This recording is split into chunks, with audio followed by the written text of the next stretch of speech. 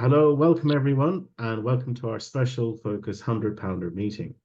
Today is Wednesday, the 7th of February, and I'm delighted to introduce our speaker, Stephanie L. Stephanie came to OA 18 years ago and lives in California. And Stephanie, we'd love to hear your story. Well, thank you so much for patience with me this morning. It's been one of those mornings.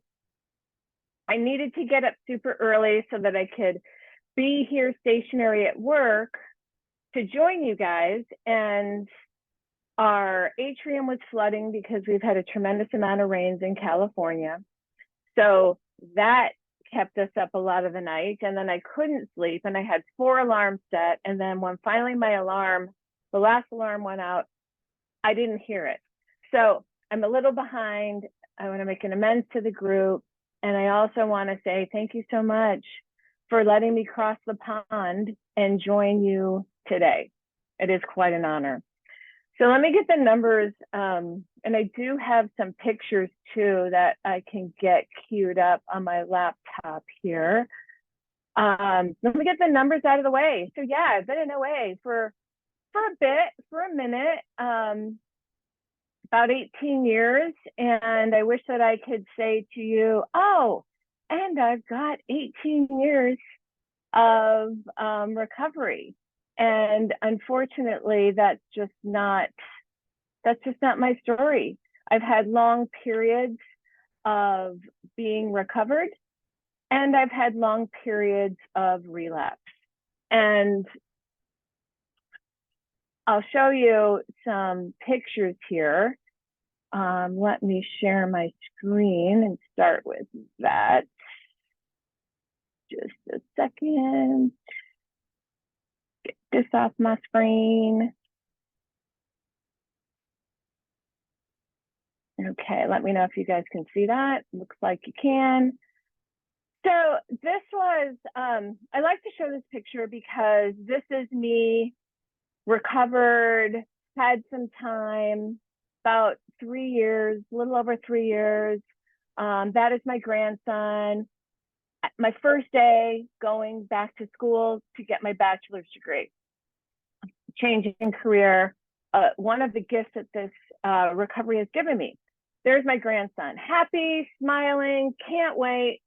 Little did I know, or I couldn't even imagine that within 3 months I was going to be in relapse, right? And then here is graduation day. And let me make this a little smaller so you can kind of get the breadth of that. Not even at my top weight. So my top weight is 250 pounds. I was in relapse for 2 years. In that relapse, I gained 110 pounds back. And I don't gain it slowly. I'm not one of those, well, I just kind of ate throughout the day. I'm that hardcore binger who at some point am living to eat. That 110 pounds I gained within like 6 to 8 months of that relapse. And you can see, same grandson, a little older. And I don't even know why I allowed them to take that picture, quite honestly. And then this was 2 years ago at the OA birthday party with my sponsor and my sobriety sisters in OA. And then here I am with my besties at the OA birthday party 2 years ago. These two ladies and I have been walking this path for over 8 years together. And we decided to get tattoos to signify our friendship and our spiritual journey. And so there we were at not this year's, but last year's birthday party. And I like to show the progression of the disease and then the progression of recovery. And I'll stop sharing my screen. And, you know, the first thing I do want to say is, and I do want to do a serenity prayer real quick for myself because my mind is a little frazzled. I was so worried that I was going to get here late. And so I'd like to say the serenity prayer God, please grant me the serenity to accept the things I cannot change, the courage to change the things I can, and the wisdom to know the difference. And God, please speak through me. Please work through me. Please calm my mind, calm my spirit, and know that you are the answer to all my problems. And that's what I will say. God is the hero of my story, right? Being in OA all this time, I was like that person who, walk around with the big book, go to face-to-face meetings, hold it up. This book is saving my life. These steps are saving my life, right? What I didn't get, and I'm sure I heard it a million times, but what I didn't get is this book outlines the program and how to work these 12 steps that connect me with this power that I don't have. Because that's the problem. Food isn't the problem. I use food to solve the problem. My problem is I don't know how to live this life. I don't know how to live this life in a sober state. And I say that I'm not in any other program. OA is my jam. I say in a sober state from the food or from those food behaviors.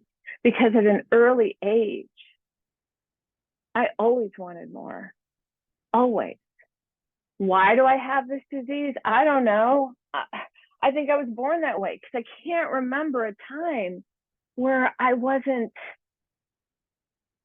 running in the fridge and grabbing something that I wasn't supposed to have. And I was like, haven't you had enough? When is enough? My mom would say to me, well, you know what? Enough is never enough. Because I have this hole in my soul that I didn't understand then. And my brother didn't eat like me. And my mother didn't eat like me. I was a kid at the sleepover party when I was a teenager who waited for everyone else to walk away from the food table so I could keep eating the pizza or the other items on the table, right? I was, the adult who would go to the restaurant and wouldn't eat in front of you, but then would go to the store and buy the cake everyone was eating and go eat it in private in my shame. And I didn't understand, right? I tried everything. And by the way, I've gained and lost 100 pounds multiple times in my life. I've gained and lost 100 times before I got to OA. And I gained and lost 100 pounds twice in OA, right? And I have the skin to prove it. I always laugh. I got plenty of skin. It's all over the place, right? Thank God my husband is also in this program and he's a 500-pounder. And, we always laugh and he calls it his relapse prevention, right? That if he relapses, he's got some skin that will work because it can be extremely painful. And I think the 100-pounder thing, the obsession of the mind, I think most of us who are compulsive overeaters deal with, but that 100-pounder, like walking on an airplane and getting a middle seat and looking at the faces of the two people I'm going to sit between and sitting like this the whole time because I'm spilling over on either side of the seat. Demoralizing, right? I remember I had a job where I supervised people and I heard them giggling one time saying, just take her out to lunch. She'll be much better. She'll be much easier to deal with. Just feed her. I remember hearing that. Frothy emotional appeal. My mom and dad telling me they'd buy me a whole new wardrobe if I lost weight. Couldn't stop eating, right? I couldn't do it. And then I want to fast forward to this relapse, which I relapsed on January 1st. I just hit 3 years of being out of relapse and being recovered. So I don't know what year that was, but on January 1st, I had a resentment. I was pissed off at my sponsor. I was pissed off that she was telling me that I had to do something. And all day I fumed, and I only called people who co-signed my bullshit. And after over 3 years of not taking a compulsive bite, I thought it was a good idea to eat some cheese that weren't on my food plan, because I can eat cheese. And then I ate that cheese, and I thought it was a really good idea to go out in the garage and take the cake out from Christmas and eat that. And by the end of the day, I was binging my brains out as if I had never stopped binging. It was like, we talk about the progression of the disease, right? And the disease had progressed. And for me, when I am in that place and in that state, I become suicidal. I'm eating against my will. You know, I was working with a sponsee yesterday, and we were working in the doctor's opinion. And we were talking about that paragraph on page XXVIII, where it talks about when men and women drink essentially because they like the effect. Well, I needed the effect because I didn't think, and this is someone who had been recovered before, but I couldn't get past, I couldn't get past the pain because it's painful not being in the food and not having a spiritual solution. It's a tremendous amount of pain. And it says the sensation is so elusive that while they admit it's injurious, they cannot differentiate the true from the false. My compulsively overeating life was my life, right? I'd wake up in the morning and go, oh my God, what did I eat yesterday? How much weight did I gain? Am I going to have any clothes that fit? Oh my God, what am I going to do? I feel awful. Okay, I'll get a new sponsor. Okay, I'll go to a new meeting. Okay, I'll get a new food plan. I'll go to a new faction of OA. All these ideas, right? I'll figure it out. And then by the middle of the day, I become irritable, restless, discontent.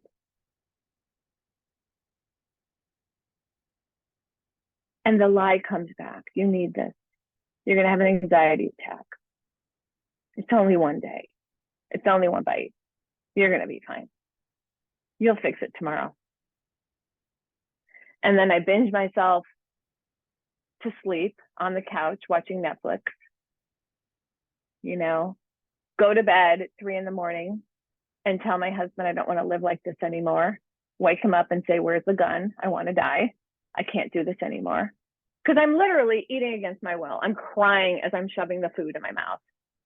I don't want to do it. I see it as an act of self-harm because the way I ate, it was like a violent, like I couldn't even taste it. Get it in faster and faster and faster, looking for the relief that lasted maybe 10 seconds and then it was gone. Chasing that feeling, and I wasn't even feeling it anymore. And then the spree starts again. But here's the kicker. This is repeated over and over. And unless this person can experience an entire psychic change, there's very little hope of his recovery.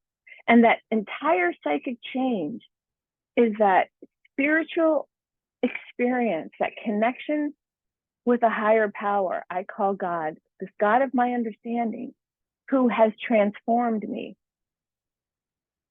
You know, because the doctor's opinion also says, you know, you can't eat certain foods.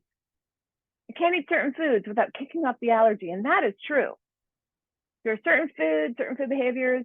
Well, if that was the only problem, then I just won't eat sugar again.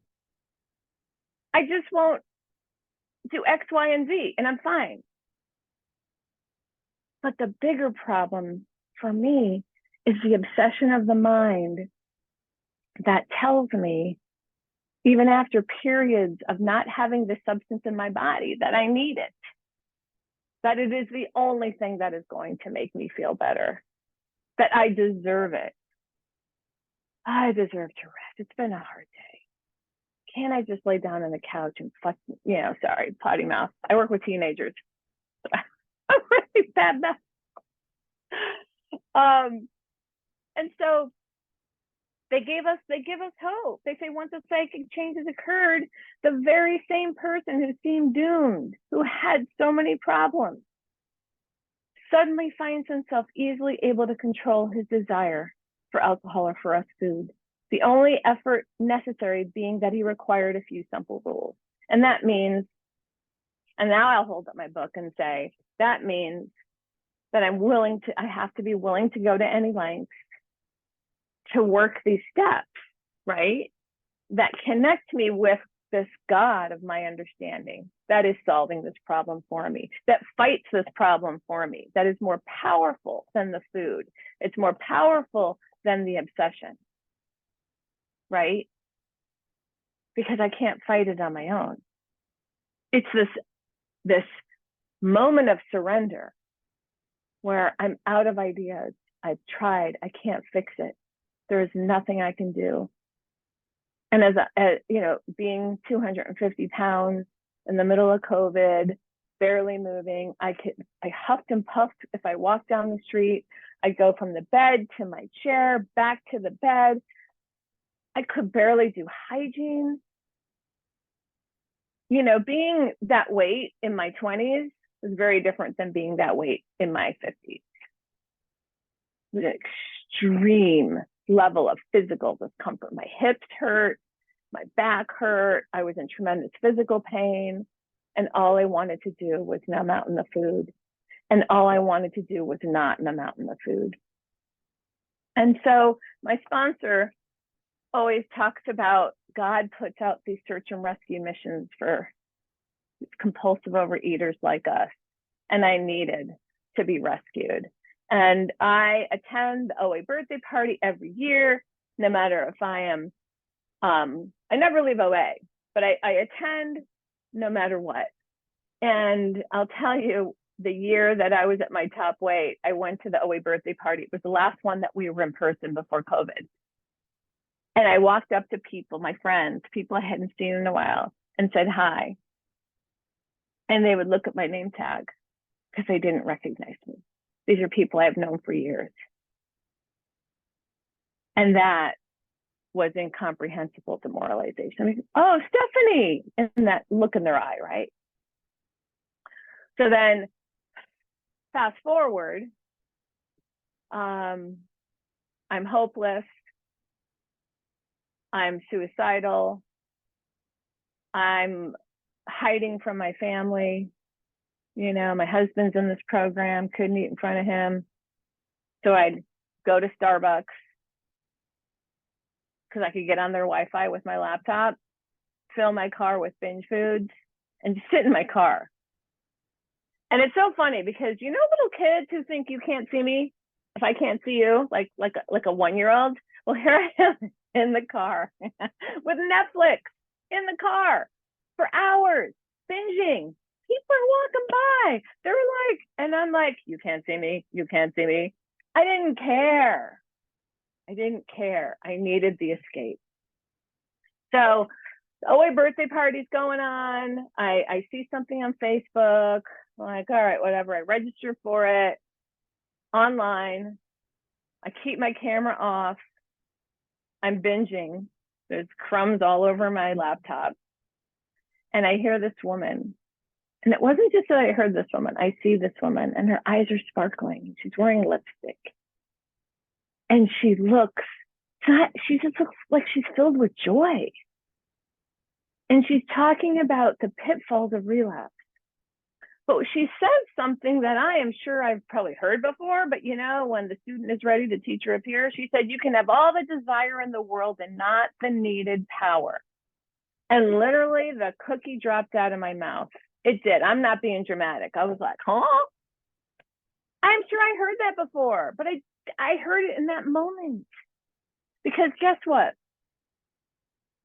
People were telling me, you don't want it enough. You're not desperate enough. You're not, go get 3 days and call me. I can't work the steps with you until you have 30 days. What? I'm dying. I can't even get through a day. How am I supposed to do this? And this woman said, you could have all desire in the world and not the needed power. And man, did I hear her.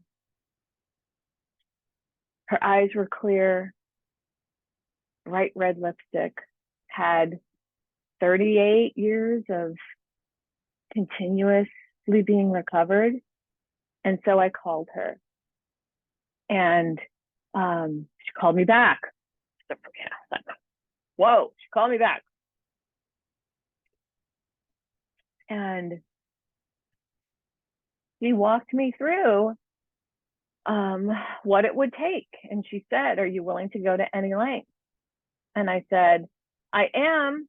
And I don't know if this is going to work for me because I feel like I've exhausted all of my recoveries. It's 20 minutes, Stephanie. Thank you. I feel like I'm done. I don't want to live like this. I really don't want to die. And I don't know if this is going to work for me anymore. And she said, do you believe it's working for me? And I said, absolutely. Look at you. Absolutely. So she said, hold on to that.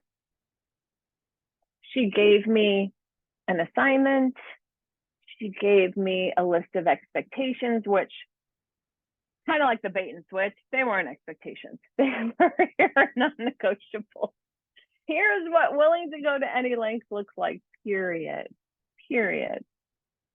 Right? And I did all those things. And I'll tell you, the first thing she said is, if you don't have the human power, if your human power has failed you, then you need a higher power. And so you're going to start tomorrow spending 30 minutes in the morning with God. And I'm like, and I didn't say it because I'm a good little soldier, but in my head, I'm like, what? I'm going to spend 30 minutes? I'm in graduate school. I work. I have a 2-year-old grandson that lives with us that I take care of, that we're the legal guardians of, right? What? But I did it. And I turned my timer on because I'm a good soldier. And I sat there and I'm like, God, I don't even know if you exist anymore. I can't believe you did this to me. I'm pissed off. You gave me this recovery and then you took it away. You really fucked me, God.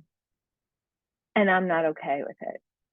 And I looked down and I'm very visual and I pictured I'm on a park bench and I'm on one side and God's on the other. And I'm looking down going, I'm here because I was told to be here and I want nothing to do with you.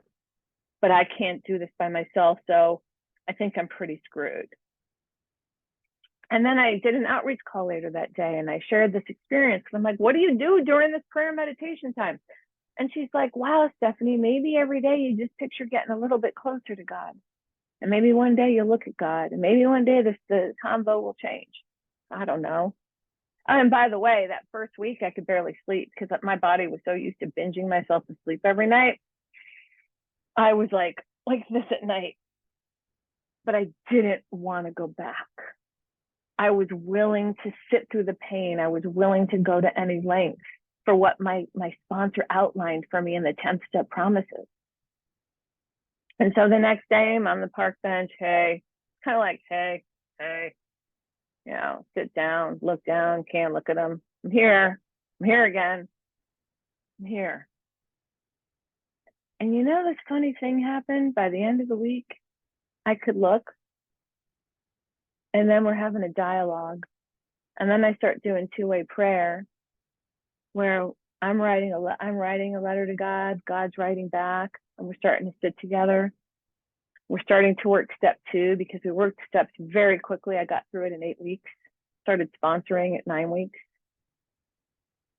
By that second week, the obsession was lifted, and I have not experienced it since. And that is a miracle.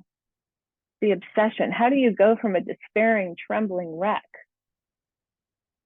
to someone who is able to get through the day without taking up that first bite? And I know it didn't come from me. I know it was done to me. So step 2 is a beautiful step for me. This new relationship. Because here's what I've learned. I have to build a relationship with God. It's like with my husband. If I don't spend time with my husband, our relationship suffers, or my kids. If I don't spend time, if I don't show up for God, how do I expect to grow and enlarge my spiritual life? You know, and in Bill's story, Bill says it quite beautifully. He explains, he says on page 14, for if an alcoholic failed to perfect and enlarge his spiritual life through work and self-sacrifice for others, he could not survive the certain trials and low spots ahead. If he did not work, he would surely drink again. If he drank, he would surely die. And then faith would be dead indeed. And so that tells me that in order for me to perfect and enlarge my spiritual life, I have to do work and self-sacrifice for others. There are times I wake up feeling depressed, or life is lifey and things happen and I'm not happy about it, you know? But the answer is to go to God and ask God what God would have me do. And the self-sacrifice from others means sponsoring. It's not always convenient, right? Sometimes I sponsor people at 5:30 in the morning. It's not convenient. I got to get up at 5, do my 30 minutes prayer meditation, and then, you know, get ready for work. It's not always convenient. But I worked really hard to be in the disease. Finding the food, getting rid of the food, commiserating about the food. I got to work really hard to stay connected with this God who I know today loves me unconditionally, who put out that search and rescue mission. And when that search and rescue mission came out, like when I was drowning in the flood, and this woman who was my sponsor threw me the life preserver, I didn't say to her, I don't want the pink one, I want the blue one. I didn't say, I'm not willing to do that. I said, I'm willing to go to any length to recover, whatever you want me to do. And I trusted her. And then if we go to the 10-step promises, which are really my favorite promises, on page 84, bottom, it says, and this is what I'm promised if I work these steps. This is what it tells me when I get to step 10, I'm getting this. We have ceased fighting anything or anyone, even alcohol, for us food. For by this time, sanity will have returned. So that insanity of eating against my will and shoving food in my mouth and hurting myself, and like the self-harm with the food, is insanity. And this is saying, by this time, sanity will have returned. We'll seldom be interested in liquor.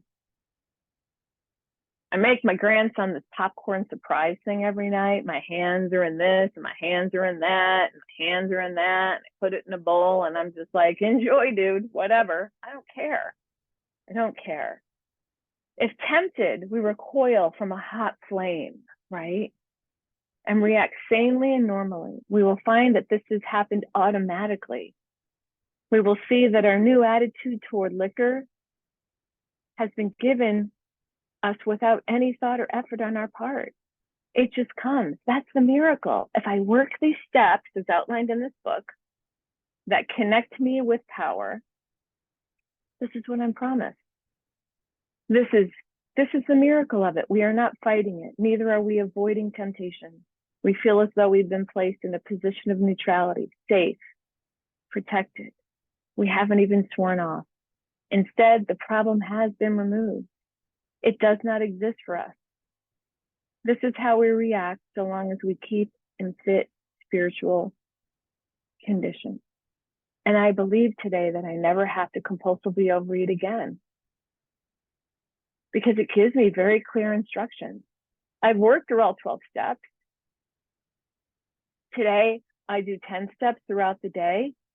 When I get resentful or afraid, I send a 10th step out, talk to someone about it, see my part, make amends. I continue to grow and enlarge my spiritual life. I start in the morning with prayer and meditation. I do a nightly review that I review with an accountability partner. I pray. I work with teenagers. 9 times out of 10, when I am sitting there with them, I am praying, God, show me how to help this person. God, show me what you would have me do here.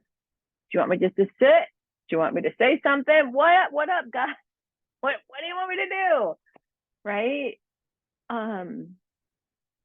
So I try to connect with God all through the day. And then I sponsor women. And it's not always convenient. Last night I worked with someone. It was not convenient. My 6-year-old grandson thought it was funny to run behind me and scream "bah" at me every 5 minutes. Note to self: don't work with a sponsee while he's awake. Okay. But yeah, life, my marriage is better. My relationships with my children are better.